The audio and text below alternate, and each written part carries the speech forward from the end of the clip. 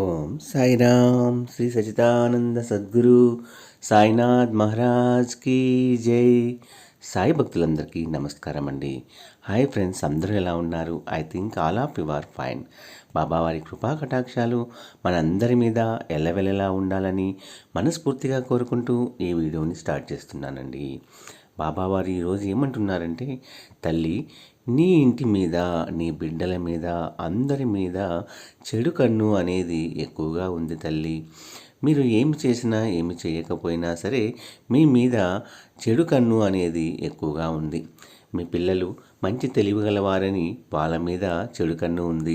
అన్నింటా కూడా మీ బిడ్డలు మంచి స్థాయిలో ఉంటున్నారు అంటే చదువుల్లో కానీ, ఆటల్లో కానీ, పాటల్లో కానీ మీ బిడ్డలు అనేది ముందంజ ఉండటం వలన అందరి కళ్ళు కూడా మీ పిల్లల మీదే ఉంది.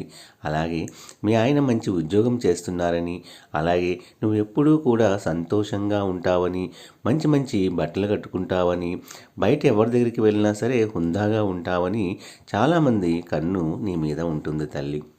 మీరు లోపల ఏ సమస్యలతో బాధపడుతున్నారో ఎవరికీ తెలియదు కదా తల్లి. పైకి మాత్రం మీరు చాలా హుందాగా మంచిగా నవ్వుతూ ఉంటారు కాబట్టి మీ మీద ప్రతి ఒక్కరి కన్ను అనేది ఉంది. అందులోనూ మీ పిల్లల యొక్క తెలివితేటలు చూసి, వాళ్ళు నడుచుకునే విధానాన్ని చూసి కూడా చాలామందికి మీ మీద అసూయ, ద్వేషము అనేది ఉంది. అసలు వీళ్ళు ఎలా ఉండగలుగుతున్నారు ఇలాగా, వీళ్ళు చాలా మంచి స్థితిలో ఉంటున్నారు అనేది మీ సొంత వాళ్ళ దగ్గర నుంచి బయట వాళ్ళ వరకు, మీ చుట్టుపక్కల వాళ్ళ వరకు అందరూ కూడా నీ మీదే ఒక చెడు కన్ను వేసి ఉన్నారు. ఈ చెడు కన్ను వేసి ఉండటం వల్ల మీ భార్యాభర్తల మధ్య కూడా చిన్న చిన్న మనస్పర్ధలు అనేవి వస్తున్నాయి. పిల్లలు కూడా మీ మాట వింటున్నారు కానీ ఎక్కువగా వేరే విషయాల్లో వాళ్ళు తలదూరుస్తున్నారు. అందుకోసమని మీ ఇంట్లో ఈ చెడు కన్ను, చెడు దృష్టి అనేది ఉండటం వలన, దాని యొక్క దుష్ప్రభావాల వలన మీ ఇంటి మీద చాలా చెడ్డ ప్రభావము అనేది జరుగుతుంది తల్లి. నువ్వు చాలా ఆందోళనలో ఉన్నావు. మీ పిల్లలు గురించి కూడా ఆందోళనలో ఉన్నావు. వాళ్ళు ఈ మధ్య మాట వినకుండా, చెప్పిన మాట అనేది వినకుండా, మంచిగా శ్రద్ధగా చదువు మీద వాళ్ళు ఇంట్రెస్ట్ పెట్టకుండా వాళ్ళు పక్కదారులోకి వెళ్తున్నారేమో అని నీ అనుమానం. అలాగే మీ భర్త వేరే పనుల మీద వెళ్ళి రావటం వల్ల ఆయన విసుగ్గా ఉండి మీ మధ్య కూడా సఖ్యత అనేది ఈ మధ్య కొద్దిగా ఉండకపోవటము. వీటన్నిటికీ కారణము అత్తమామల యొక్క వాళ్ళ యొక్క చాకిరీ కూడా నీకు ఎక్కువగానే ఉంది. ఎంతో ఇష్టంగా నువ్వు వాళ్ళకి సేవ చేసినప్పటికీ కూడా వాళ్ళు ముభావంగానే ఎంత చేసినప్పటికీ కూడా వాళ్ళు నీ మీద చిన్న చూపుతోనే ఉంటున్నారు. వీటన్నిటికీ కారణము ఏమిటి అంటే నరదృష్టి.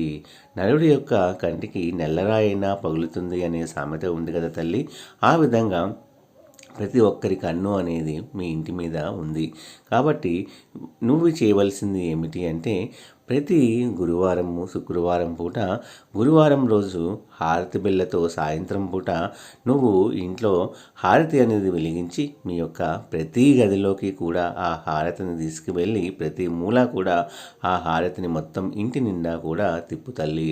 అలాగే శుక్రవారం పూట కంపల్సరిగా నువ్వు ధూపము అనేది వేయాలి. నీ ఇంట్లో అమ్మవారి పేరున నువ్వు ధూపం వేసి ఆ ధూపాన్ని మీ అన్ని గదుల్లోకి కూడా ఆ ధూపం యొక్క పొగ అనేది విస్తరించేలాగా చేయాలి. మరీ ముఖ్యంగా అసలు మీకు తెలిసిందే, అందరికీ తెలిసిందే, ప్రతి ఒక్కరూ చేయదగింది ఏంటి అంటే ఉప్పు అండి.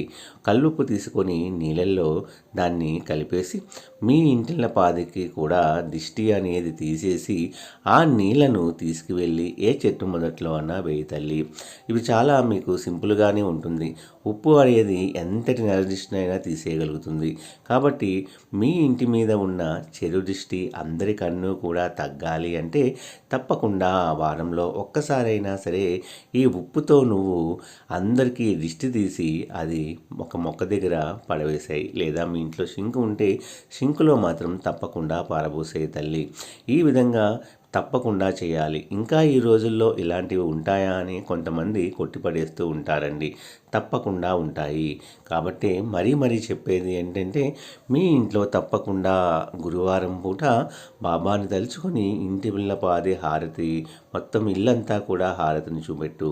అలాగే శుక్రవారం పూట ధూపము అనేది సాయం పూట వేసి మీ ఇంటి మొత్తము కూడా ఆ ధూపంతో మొత్తము ఇల్లంతా కూడా చూపెట్టు.